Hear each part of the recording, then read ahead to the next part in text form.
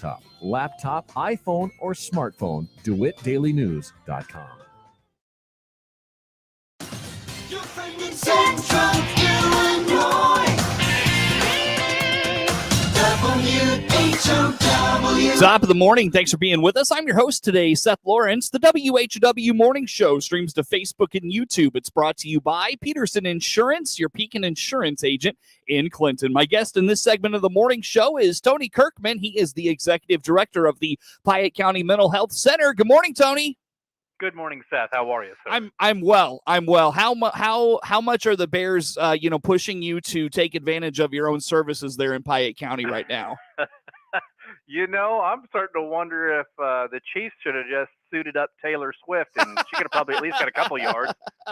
Oh man, that's funny. Yeah, that was it's been a rough one, and for all the expectation that came into the year, it's really been rather disappointing, I feel like, so far. So Yeah, this is where the fans part really you earn your keep here. Yep, indeed. Yeah, you these are the struggles you go through as a sports fan sometimes. But anyways, Tony, we appreciate you making time for us as always. And part of the conversation we had in our last interview together, Tony, was towards the end we talked about the importance of fathers in our society, and how it feels like fatherhood has been somewhat of a dismissed concept, and fathers are dismissed in terms of their value and those sorts of things in a lot of ways. Where do we start this conversation today, Tony, as we further talk about the importance of fathers in our communities and our world? Yeah, well, I mean, as a father, I think that there is a lot of anxiety on us to try to figure this whole parenting thing out. I don't know why there's an illusion that when moms first welcome their child, that they know really more than us. We're trying to figure this out, but there is this maternal drive in females that they're going to figure it out. They're very more relational, and I think there's a hesitancy from my interpretation of men to feel like they can make an equal contribution. And so from my standpoint, when my children first showed up, it was kind of like, I don't know what I'm doing. My wife, sure, you go right ahead, and I'll follow your lead. Right. And so for me, it's what I think helps is a healthy dyad, is the parenting partnership should exist 50-50, where it's both equal contribution, equal service.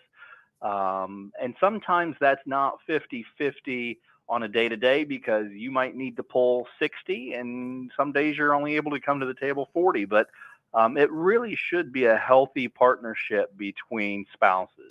Well, and let's talk about the strengths of each individual in the relationship, and then obviously as the parent there, Tony, what should be, what are the best roles for each individual in the relationship in terms of how you nurture a child, how you bring up a child, how you teach a child, what are the what we know about the best roles of mothers and fathers in bringing up a child. How about that?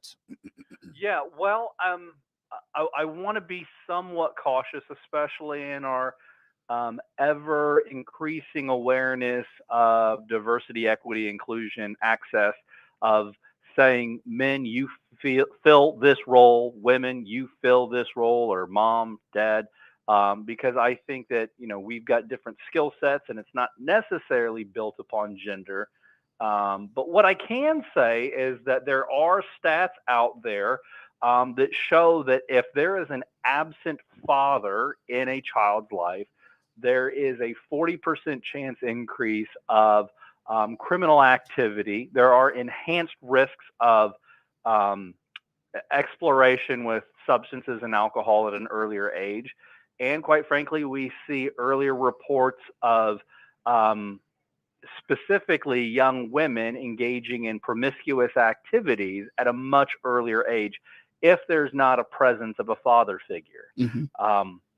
Some may speculate that is a young lady is chasing a parental, a male affirmation in a fatherly role, and sadly, there are young men that will exploit that and turn this emotional nurturing need into an opportunity for physical exploitation.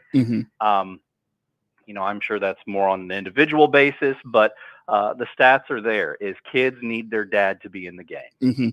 And I think that's the big takeaway, in this conversation, and the big highlight as well is the fact that, it's, there was a TV show, Modern Family, talking about, the importance of fathers and that sort of thing. And, one kid has an absent father and that sort of thing. And I know it's not, 100% accurate, but I thought it was rather telling and a good line. The guy says, sometimes 60-70% of being a dad is just showing up. You know what I mean? Just being there.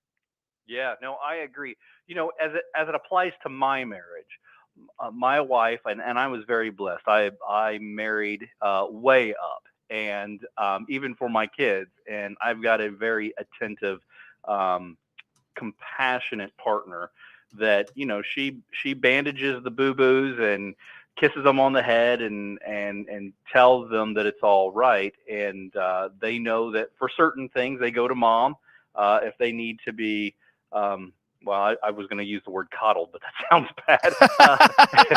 Cared for and supported.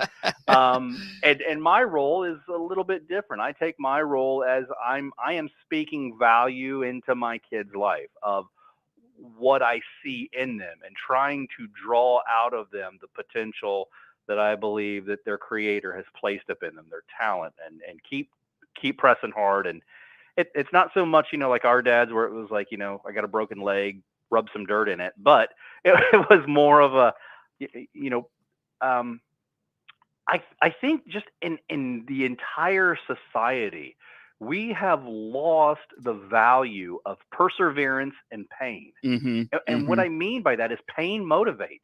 We're trying to live in a numb society where we don't have discomfort, and we're also trying to be a low hanging fruit where I don't want to work for something. But that's where the growth is. That's where the emotional muscle is strengthened, is in the pain and in the perseverance. My son, he is a very athletic young man. But this year things started moving at a faster pace, and he was reluctant to put the work in because basketball got hard this year. And it's like, well, that's part of the process is pushing. So that's how it works in my family. I'd be curious to know how it works in yours. Yeah, similar, kind of the tough love type of, not 100% of the time approach, but obviously like my wife's very nurturing and there for the, when they're sad or, something's not going their way. And largely it's because I just don't know how to respond to that. That's where I kind of wanted to go next, Tony. I'm glad you brought all this up. Again, Tony Kirkman is the executive director of the Piatt County Mental Health Center. Is that, oftentimes I feel like I'm not giving my kids what they need at times because, tough love is sometimes the default for a lot of men and a lot of dads. And, I've been trying to be less that way and understand, try to, go deeper with my kids when they don't have a good day at school. Okay, well, why? What happened? Tell me about, why this hurt you so much, and this is upsetting you so much and things like that. Like that's been kind of a big thing in our house lately. So while I want to, instill a sense of toughness in them and just say, you know what, don't worry about what that kid at school says, or don't worry about what that friend thinks, or, those sorts of things, that's not necessarily always helping. And so I, trying to find the balance of the two, I'm wondering a lot of times these days, Tony, am I not instilling that sense of toughness and that sense of resiliency that you're talking about? And, that's one thing I definitely see in kids today is, a lack of resiliency, a lack of ability to overcome a situation. I don't know. It's an interesting, I'm kind of interested in your thoughts as to how men and dads balance that. Yeah, I'm with you, Seth. I think that failure is a good thing. And we can create environments for our kids to learn in through failure. I learn so much more through failure than I do success, because sometimes success is just luck of the draw, right? I don't know why it worked. It just worked. But failure, I know exactly why things did not and how bad they did not work. So, I think creating an opportunity for our kids to fail in a safe environment, but that needs to happen. I also, would quickly go back to trying to make sure, like you said, you're having conversations about your kids having difficulty within social relationships. That's a great place for a dad to be too, because we can speak into that. One of the things I always struggled with was in some of those relationships where the mother would talk to, and these are more traditional values, but it could be interplaced for, your spouses and however your dynamics are in your own family. But how it was for when I was growing up, it was, typically you would see a mother that was the home caretaker and the child rearer, and they would say things like, just wait until your dad gets home. Mm-hmm. Well, that's a horrible spot. It's like, I want to come home and I want to love on my kids, but I also want to make sure I have a happy wife. So I roll through the door, and my first interaction with my child is I've got to be the authoritarian. Like, I got to be the bad guy. Yeah. That's a tough place. And secondly, I'm afraid it takes away the authority of the mom. Mm-hmm. Like, no, the mom, don't be afraid of your dad and his discipline, because your mom equally and rightfully so is an authoritarian. And there is a huge difference between punishment and discipline. And sadly, I don't think enough parents know that difference. Yeah, that's a really good point, Tony. We could probably expand on that a little bit. I'll tell you what, let's expand on that a little bit. The difference between discipline and punishment. Let's do that after a break. Where do folks go to find all things Piatt County Mental Health Center, Tony? Yeah, give me a call, 217-762-5371. Check us out online on Facebook or PiattMHC.org. For sure. Tony Kirkman, is the executive director of the Piatt County Mental Health Center. Our guest on the phone. More to come with Tony on the WHOW Morning Show.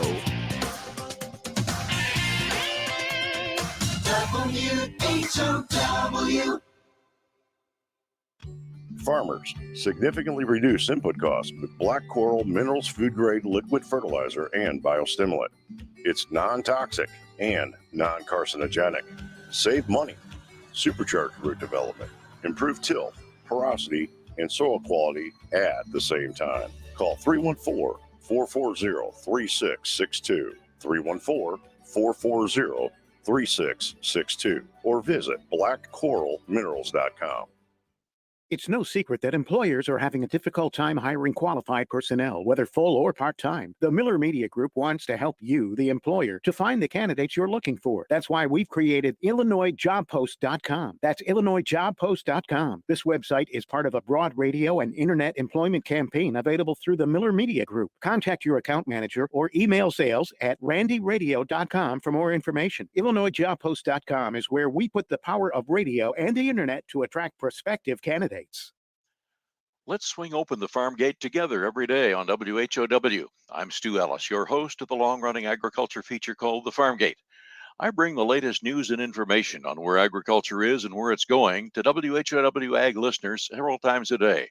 From tariffs to treaties, from the Board of Trade to the running board on your truck, I cover Central Illinois agriculture every day on The Farm Gate. Hear it all on WHOW's many platforms, on the radio or online. Join me, Stu Ellis, for The Farm Gate. Scott Baum here from Baum Chevrolet Buick in Clinton. Search our big selection of pre-owned cars and trucks by clicking our icon at DeWittDailyNews.com. Dr. Bradley Grant here from Midstate Eye in Clinton. If you have unused eye care benefits, now's the time to schedule an appointment with us before the end of the year. Click on our icon at DeWittDailyNews.com.